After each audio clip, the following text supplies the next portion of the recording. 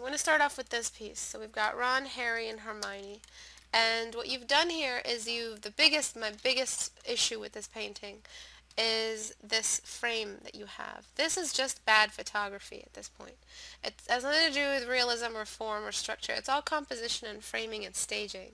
If you're going to use an arc or some sort of end of the hallway kind of thing, and that's the sort of the environment, the architectural environment surrounding the characters, you have to make sure that its purpose is completed, that it's serving the image as a border, both as a border and as an architectural environment.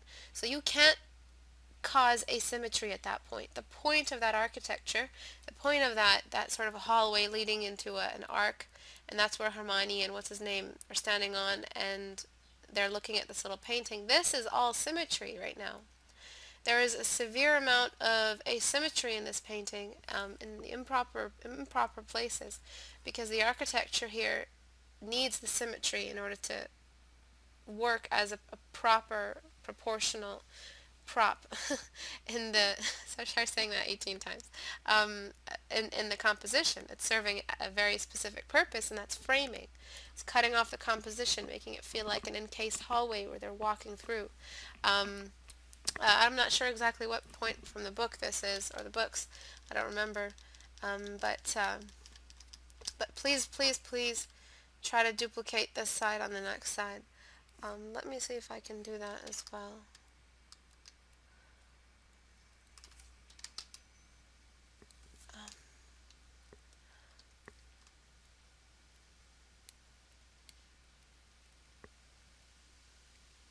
Okay.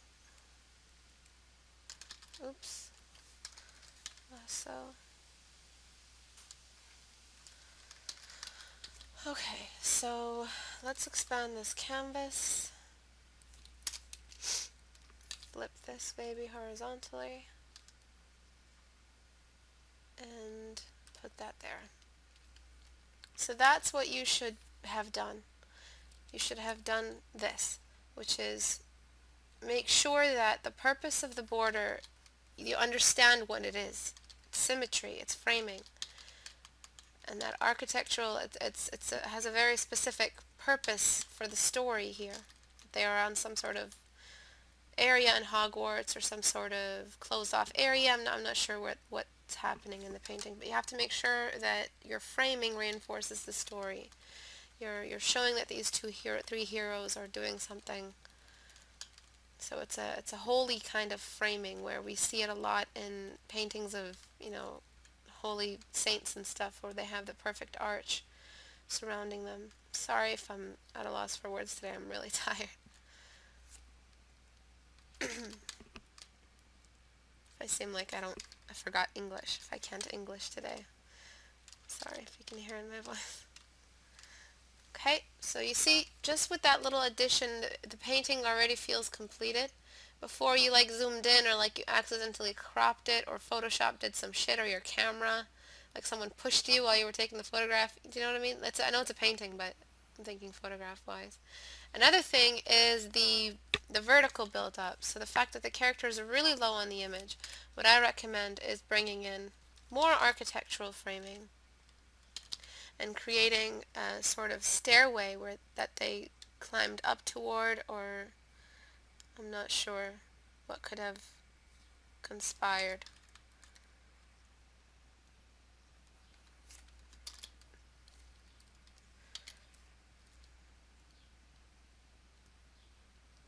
And that's sort of another way for you to continue the architectural environment and not cut it off too soon as you did earlier. So there's this and this. I probably messed up these stairs really badly, but I can't I can't work on the stairs all day.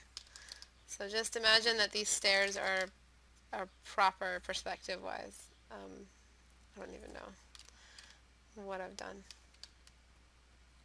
Those are Willy Wonka kind of stairs right here. Okay. That done. This little bit here would be darker because the light isn't touching it.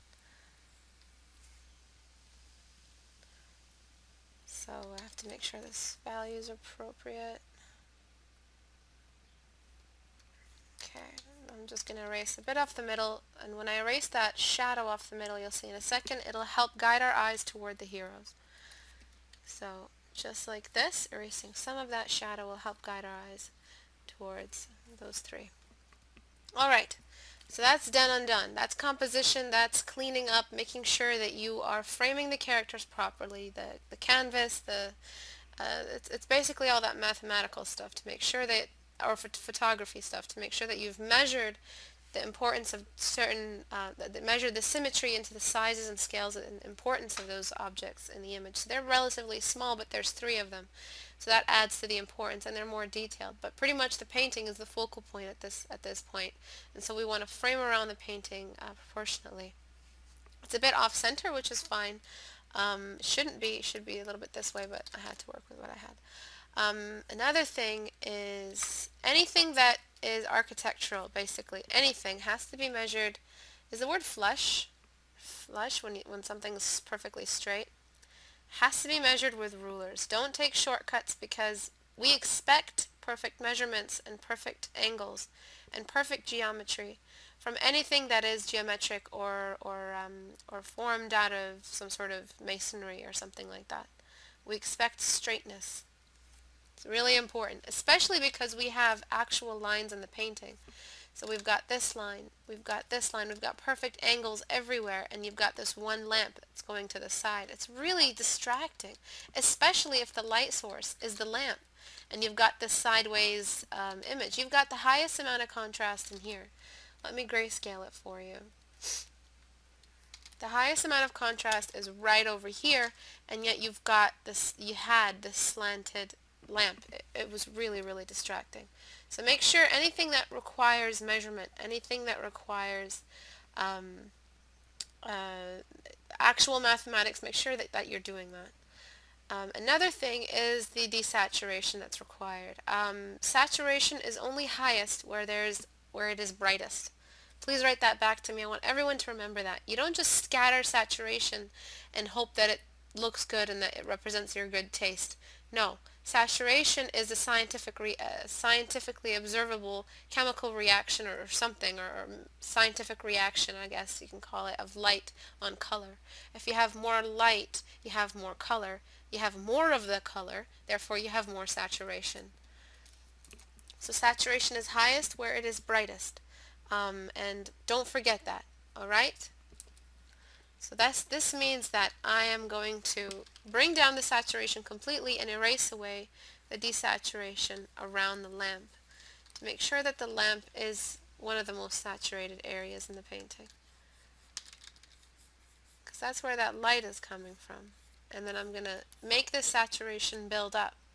So I'm not just going to spread it everywhere, it's just only going to be where it's needed. So a little bit on the floor. And that's good. Another issue with this painting is the cast shadows. The cast shadows that you have here are inaccurate. Basically imagine that the light source, the center of the light source is a vanishing point. If you don't know exactly how to measure how the light is traveling off an object, imagine that the light here is a vanishing point. And all you have to do is emanate some lines outside of this, and you'll sort of see how the shadows move away from that light source. As long as they all source from the same point. So it's a one-point vanishing, and if you want to know where these shadows are going. So if we have a shadow coming off the frame, I now know how to make that shadow traveling this way.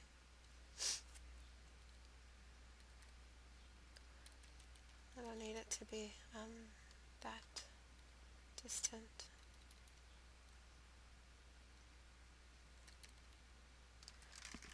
Okay, so I'm going to bring in this shadow. This shadow that you have here isn't actually that accurate because this is a really high frame. It's a really thick frame. So what's happening is, and this is such a small light, it's such a cut-off light. really separate from everything, and it's small and it's intense. Any candlelight, as you know, will cast really, really sharp shadows wherever it's closest. And because the light is so small and so bright, I think of light sources like that as devious or troublemakers, because they can really mess around with the way a form looks and the way they're distributed. So just like that, and as soon as we react to a light source with the appropriately measured shadows, we create a light environment. A light environment is an environment just like how we create a color environment in a landscape, where we have a blue wash over the landscape, or a green wash. That's the color of the air influencing the environment, where we're bringing in some sort of unifying factor. That unifying factor can be in a color, in a grayscale tone that's consistent in everything, or in one object or one light that is casting a really unified and measurably unified cast shadow off of every object. So you have the shadow of Hermione, kind of okay. The shadows of the boys, I'm not sure, but definitely the shadow of that frame was needed. Another area where I feel like we're having some issues is reflectivity. You have marble flooring, but there's no pattern on the marble flooring. And if you had a pattern or something, you could create a really nicely sort of executed set of shadows. So you would draw the shadow of the tile, and then you draw the illuminated top of that tile. So let me show you basically how to draw like tiled floors. You throw the shadow in. That's the shadow of the tile before this one. And then you bring in the highlighter. I'm just drop tooling from the light source. And you just throw one right under it, and it makes it feel like this tile is right beside the next one that's coming up. And you do this just all around. Really, really quick read. It's I recommend always having a reference nonetheless, but it's a quick read to get some sort of texture on the ground. Erase away what you don't need, remember that. You also need a vanishing point, so I think the vanishing point at this point is 1 point. 1 point vanishing, so you need to find where that, I guess we can call this no. You need a higher horizon line, maybe over here, where these tiles are vanishing into. Just like that.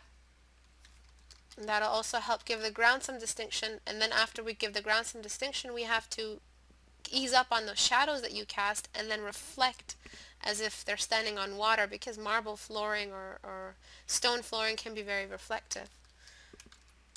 So I'm just going to that's all I'm going to do.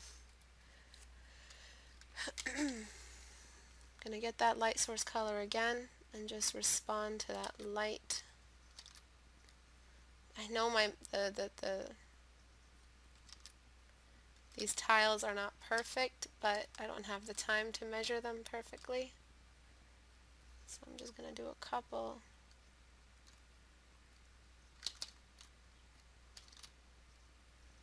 And then fix it after. Alright, and then I need the shadow. The shadow of this tile is beside the shadow of this tile. So you see, I don't place it here, I place it here. And now we're getting like an outline of where these tiles are. You see how the tiles are coming out. You just have to know which area is getting the light and which area isn't. And you do that by thinking about the what. What do you have to think about in order to know which side is getting which shadow? Does anyone know what that little trick is? What I'm always talking about? Form. What is form? When I do form studies, what am I drawing? The cube. Thank you, Ian Cup. That's what you have to think about. Think of the tile as a cube, and the cube has sides, and that's how I know where to place these shadows of the tiles. And I'll zoom out in a second, and it'll be an instant read, because I will have thought of the cube.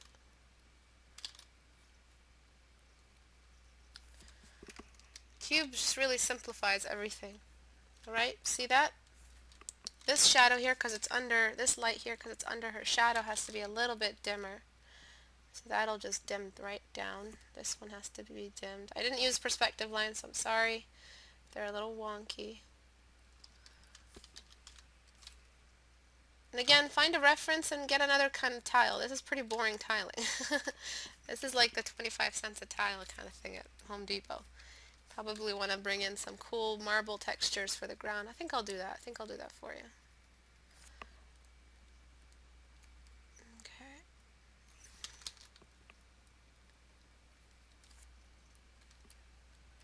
Alright, and then now I'm going to use the lighten layer. So lighten.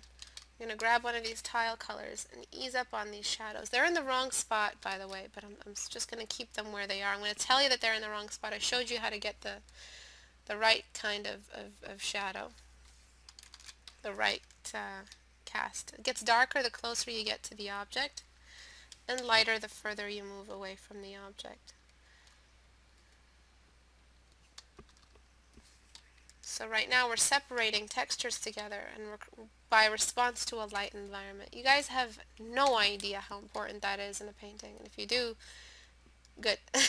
But for those who don't know, please invest some energy into some studies that might help you. It's so unbelievably important to think about your light source at all times. Just going to get rid of your signature for a second. Okay, and now we need some reflections. So I'm going to try to get this little frame here vertical, move that down, try to measure the appropriate distance. It is a bit compressed, so it's not a perfect distance. I'm going to decrease that opacity. And right now what I'm doing is reflecting that painting onto the ground. And what that's doing is reinforcing the texture of the marble.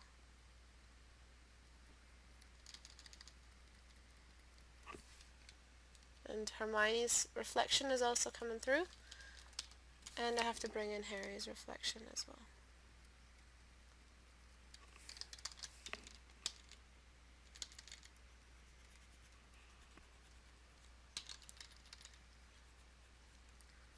Okay. So you see that's really important. You see how instant that feeling is onto the marble floor. It's very important to remember reflectivity and texture as much as the stippling required or the texture or the grit. It's important to remember reflectivity as well.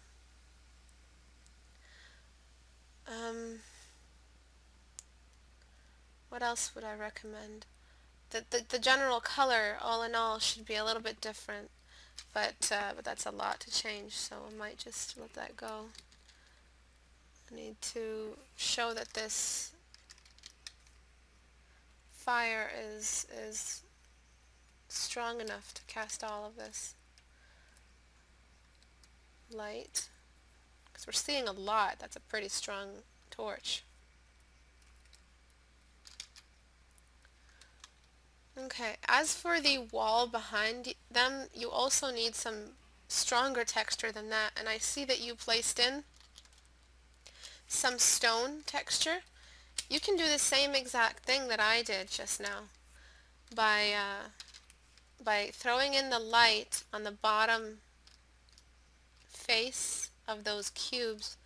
You can really make it feel like you've got actual stonework happening instead of just throwing a random texture on top and hoping that it fits. You have to make sure everything that you bring in, texture or otherwise, is responding to the light environment. If it's not responding, it won't feel like it's like it fits, like it's from the same universe.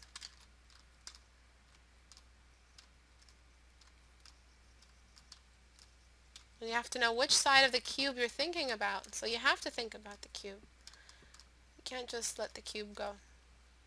Again, same thing, you have to draw the shadow underneath or behind all of these cubes. for the shadow side, where the light isn't reaching. And you start to get that cube texture on the wall. All you gotta do is just sharpen that out and increase the contrast wherever wherever is closest to the light source. Alright, so try to apply that. And if you still don't know how I did it, rewatch the video and see what I did in manual. But essentially it's just thinking about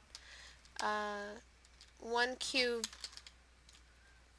on top of another, but you can't just draw a bunch of squares. You have to make them react to the light source. So this side of the cube here is getting some light because that's sticking out just a little bit from behind the mortar. And then you've got the shadow of this side beside this side. And so you have that nice relationship. If the light's coming from the bottom, this part is lit up, and this part is shadowed because it's coming off of this cube. So it's about cast shadows and structure and form in the cube and how they react to the light source. Okay? There's a bunch of other stuff, especially about the painting. The painting doesn't feel like a painting.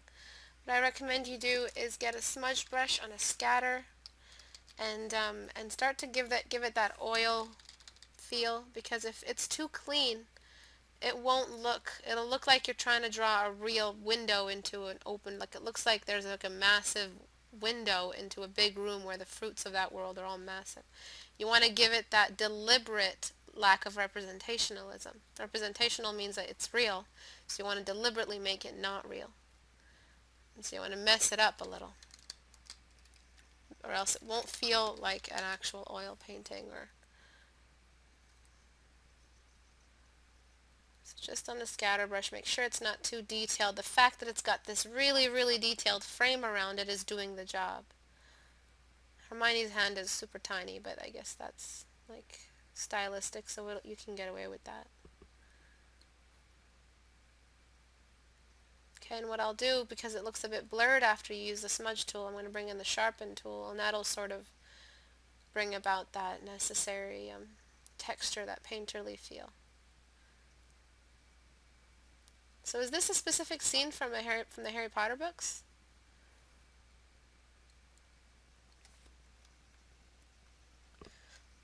Okay.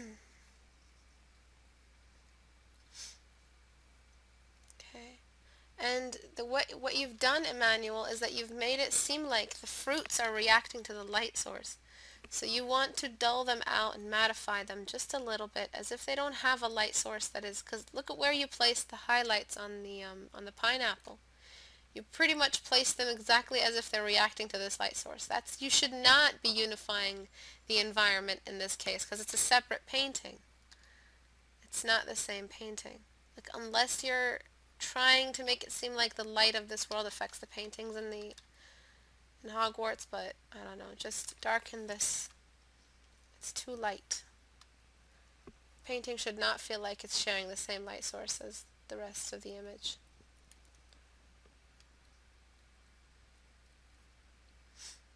Okay, and then I'm just going to keep going with that. So yeah, you spent a lot of time on this painting, but you didn't need to. You see how it looks much more painting-like after we've blurred it out. Does everyone agree? Does anyone disagree? It's okay to disagree.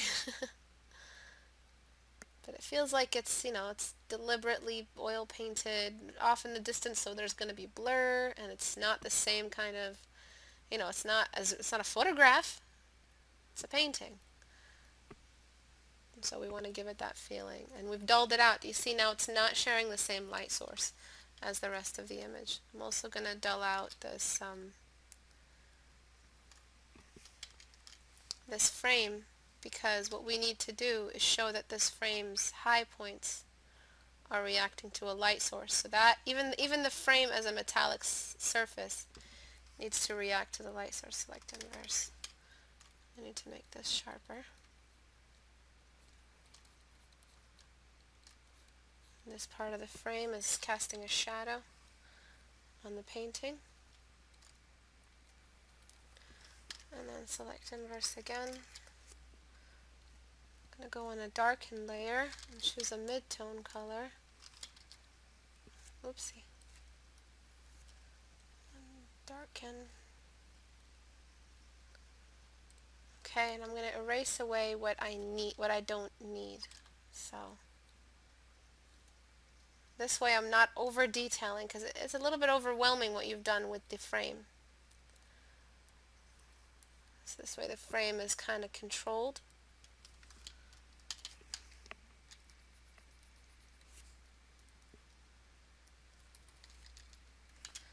Alright.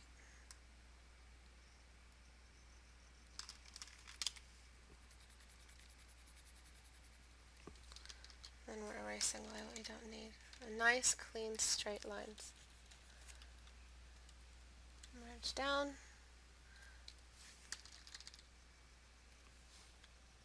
Need to desaturate that like ASAP. I will in a sec.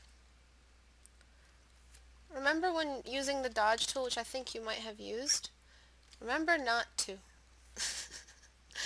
When you have the chance to use something else, use your brush to try to redo what the dodge tool did in this case.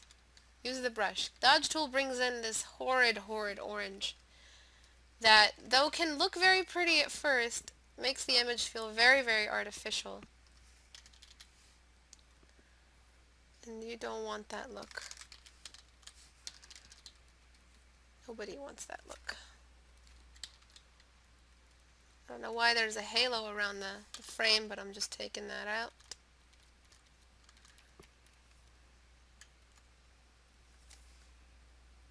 And then merging that down, merging that down.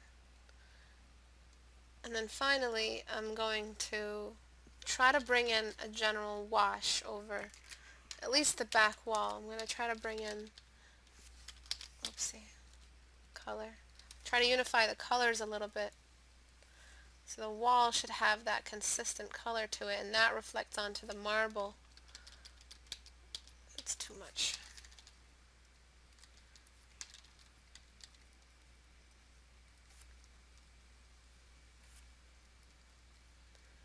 Just like this. And then this orange that you have is way too orange. I feel like it can be a little bit less warm, a little bit cooler. So a cooler yellow, so closer to the green.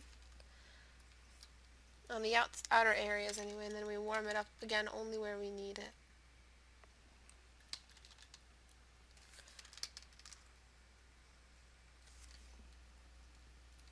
And it's just constantly finding that balance between those colors, so making sure that you not have it monochromatic, but you also have it,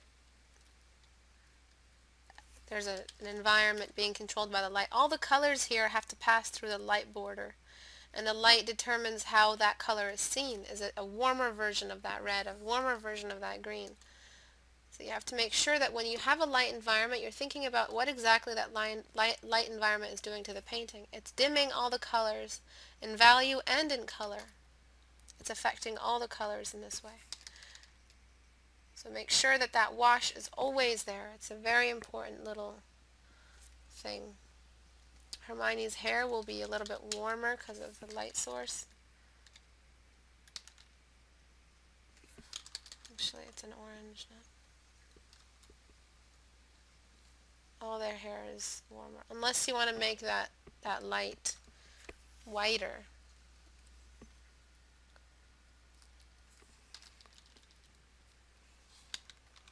Yeah, I don't like the colors that we've chosen, manual. So I'm just going to get that orange out of there and bring in that cool green yellow that I talked about. That way it's a little bit more clean. And then finally, please remember to unify your textures. Make sure that you're looking at references, and the references will help you decide, you know, how much work you want to put into that. Is it really worth it to bring in a whole, 3 hours on the wall behind there? Is there a way to cut it short? What's the texture of the wall compared to the texture of the frame, and comparing that to the texture of the marble? Are the characters detailed enough? They seem to be very solid. The colors on their skin, their clothes are very dull, so I recommend bringing in some detail there. And do you really need this frame to begin with? I don't think you do, but if you decide on keeping it, make sure that the foreground isn't as dark as objects in the middle ground. So there's a reason why they look flat. Objects in the foreground are always lighter or darker than objects in the anywhere in the background after that. And so their dresses or their gowns or whatever, robes, should be lighter so they feel like they're in that part of the room. And they feel like they're in that section. This stairway should be darker and getting darker and darker as you move down.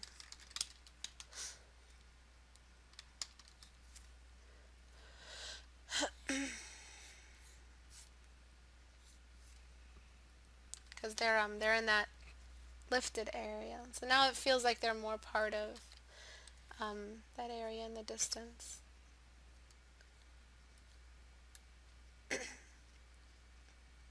And if that's casting a shadow on the rest of the stairs, just like this. Maybe, I don't know. Have to measure it. That's it pretty much. That's all I recommend for this. Let's go to the before and after. It was a bit smaller because I enlarged the canvas. Before and after. So I have to shrink this down now. I guess I can do that. It's bad. Okay, so before, lots of saturation. That lamp is a bit wonky. If it was like a cartoony, intentional wonk, everything else has to have that wonk too, but nothing else had that. Everything else was so straight and right angles all over the place.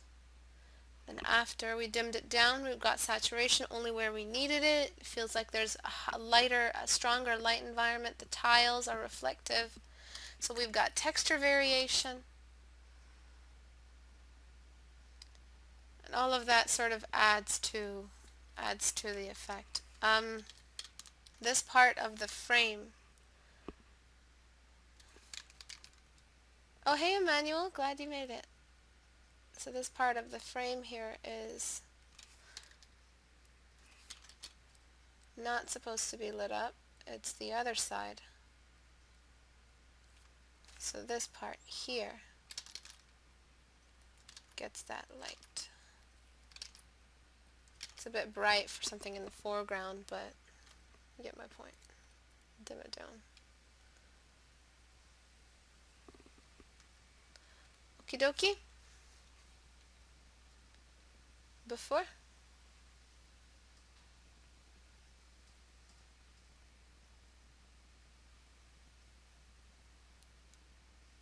Irish has a hangover. That's why he looks a little grumpy. After. Okay, I'm just going to detail Hermione's hair and everybody else's hair because they're really close to the focal point causing that. And I forgot to detail the painting. So Manuel, I'm going to post this on YouTube. Hopefully you catch what I did there about everything. So the painting feels more like a painting. The colors are more unified along one individual wash instead of too much saturation. Way too much saturation before. You can even dim it down more. You can bring in some purples, some really pretty purples into the shadows. Okay? And of course we brought in the other side of that frame. It's very important. Don't ever cut it off too soon. You'll see in the recording. Okay. So I'm going to flatten that. If you want this, by the way guys, if you want the original images, please message me on Facebook and I'll send you not the original JPEGs, the ones that I painted over, I can send you the paint over. And now for this one.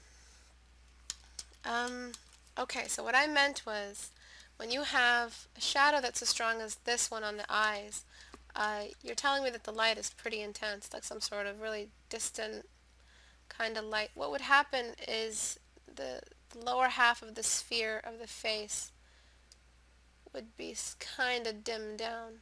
And then you'd have a larger shadow in between the eyes, right here. And so what this will do, you'll see in a second what it does. When I erase away what I don't need, you'll see it'll pop. Okay, so I dimmed it down generally. Now I'm going to bring in light only where I need it. So I'm going to erase away areas that I know are being touched by light source.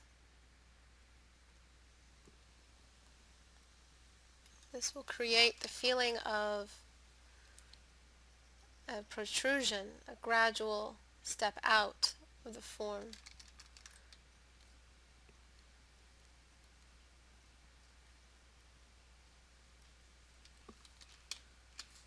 Some more shadows along here, just under the hair. And I'll give it some sharpness. A little bit on the inner part of the eye. And I want to show that his skin is also oily and reflective, so there will be like a straight line of, let me darken his eyes a little bit, a straight line of discoloration or shine just coming off the eyes, just like that. And I'm not sure if you've taught these off your reference, I'm not sure how you followed your reference, but there is definitely space here for revision on the reference, looking where the shadows really sit on the reference. If in the reference you do have that kind of exposure happening, so before, very flat, like almost like cell shading, or you got the photograph and like you overexpose the contrast or something, and then after, the character feels like they're more part of an environment of light. They're more part of an object in the middle of being exposed to a light that's causing uniform shadows across the image. So you see how important light is to think about? Light is the reason why we're seeing all of this.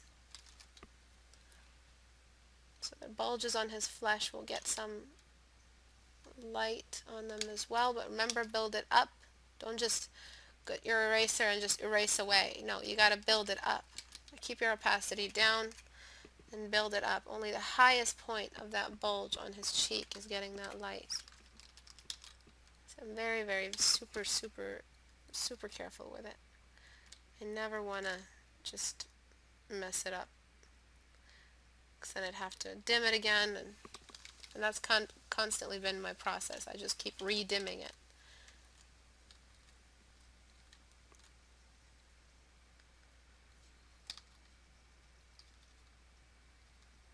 Okay.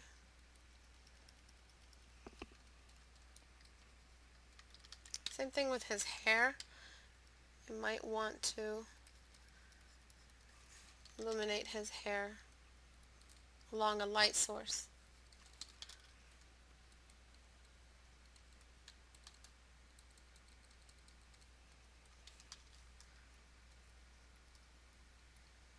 Highlights. Just to make it seem like you're differentiating between areas that are reflective and messing around with the textures. So the hair feels more alive if you bring in a highlight that reacts to the light source. Careful though with Dodge's obsession with oversaturation. I wish they would fix that.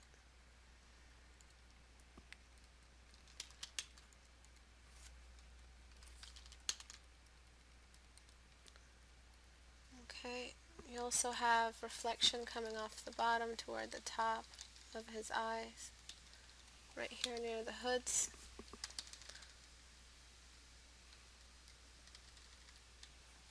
Just underneath. This is secondary light source reflecting up. And then you have the insides of these scars that could use some illumination to show how they're not just like sitting there, how they have spaces in between them.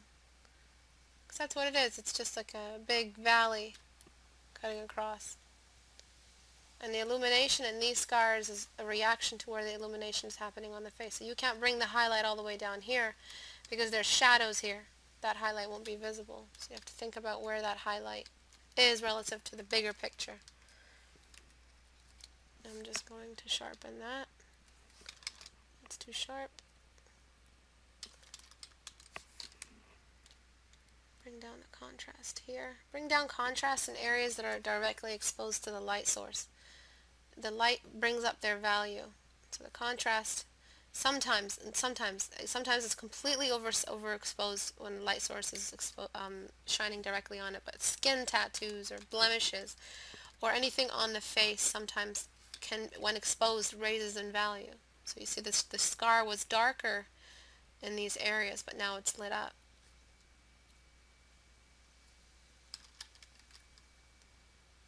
Because the light is illuminating it, and it's just skin after all. Oopsie.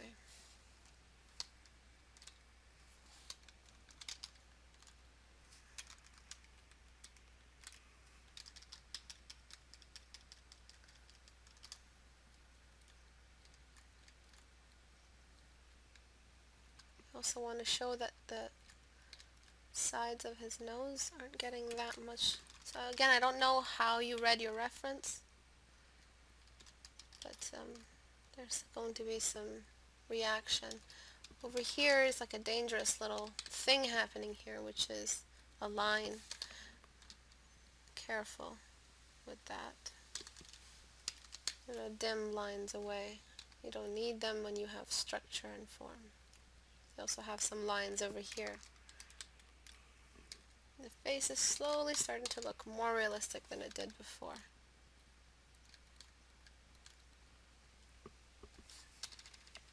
Careful with lines. Careful. So I'm just dimming down these lines, or these shadows that you have here. They can be a little strong.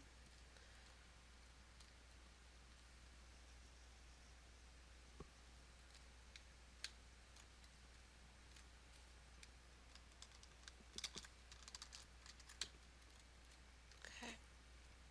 Now I'm going to bring in one more grade up, one more climb towards the high points, and I'm going to bring that highlight on the nose.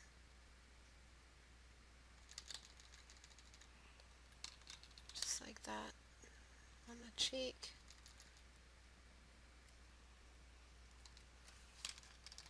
Careful on the lips, it might start looking like lip liner, lip gloss. On the waterline to show that there is reflection. And that Tyrion Lannister is close to tears, as he always is. Sharpen, unsharp mask.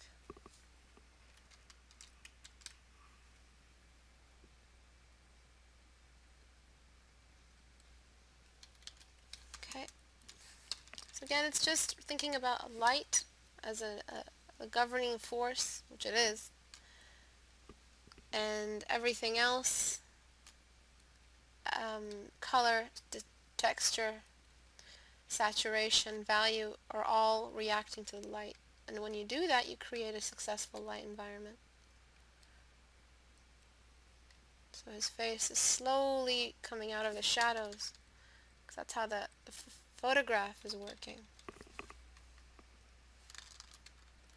Feels a little bit more real. His shirt is also very, very flat. You might want to think about where the high points are of his shirt. Maybe some highlights there, because it seems like silk. Let me desaturate that before and after. Sorry about my voice if it's a little monotone today. I'm just a bit tired. Okay, march down. And closing off the bottom half. Just like this. Alright. Before.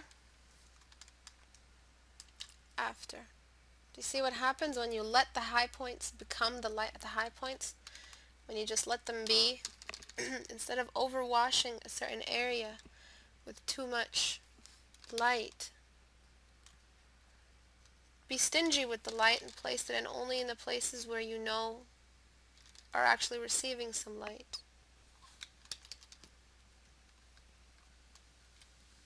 So you guys listening? What did I just say? What essentially did I do to this painting?